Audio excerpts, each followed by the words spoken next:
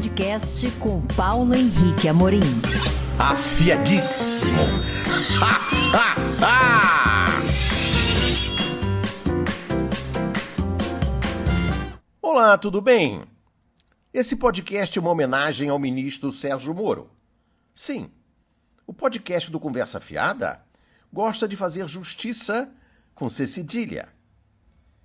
O Brasil assiste indiferente, como se fosse mais um vazamento da Vaza Jato, ao desastroso espetáculo da falência da Odebrecht.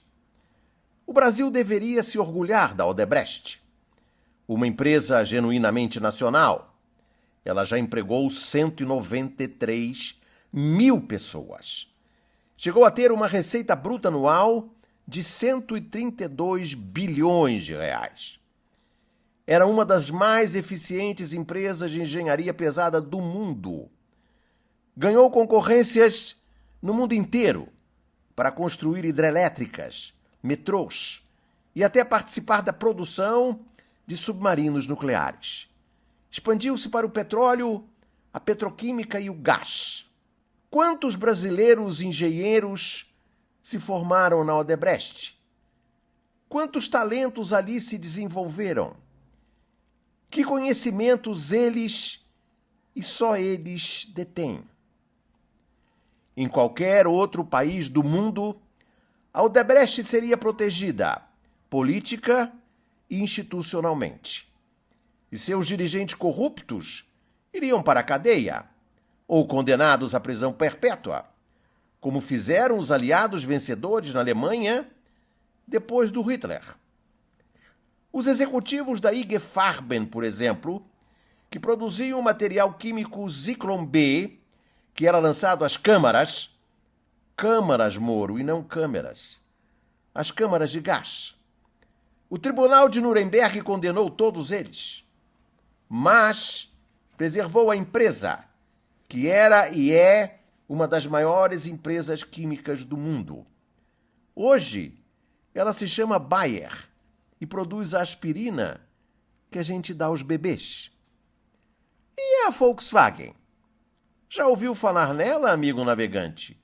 A Volkswagen desenhou um carro popular só para o Hitler vender às massas. Os aliados preservaram a IG Farben e a Volkswagen, e seus engenheiros e o que os engenheiros tinham dentro da cabeça.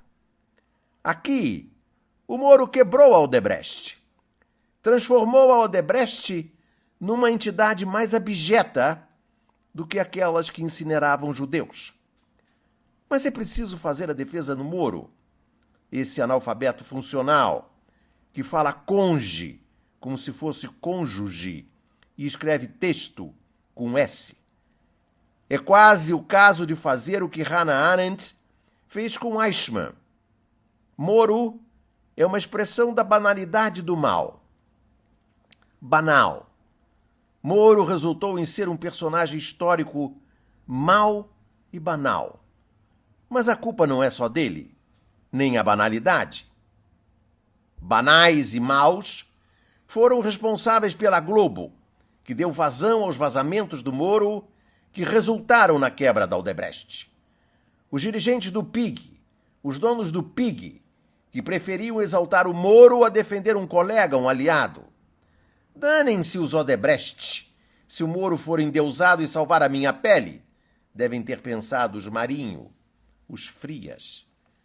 Banais e responsáveis são os legisladores e governantes que até hoje não montaram um regime de leniência para, como sugere o Valfrido Vardi Júnior do espetáculo da corrupção, botar os donos corruptos na cadeia sem destruir as empresas. Também eles tiveram medo do Moro. Tratar a Odebrecht com leniência poderia ferir o ego do único juiz do Brasil. Banais, maus, irresponsáveis foram os expoentes da justiça nos múltiplos escalões e instâncias que deixaram o Moro rolar e deitar.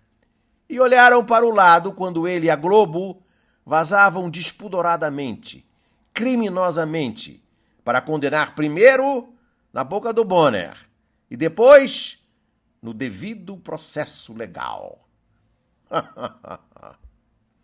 Engraçado se não fosse uma tragédia. A morte estrondosa da Odebrecht leva consigo as instituições brasileiras. Essas que, podres, não podem mais se regenerar. Salva-se o Intercept, que as deixou nuas, com o pus a sair pelos orifícios. Salva-se o Uber, que emprega engenheiros da Odebrecht. E você, amigo navegante desse podcast, não se salva, porque permitiu que isso tudo acontecesse.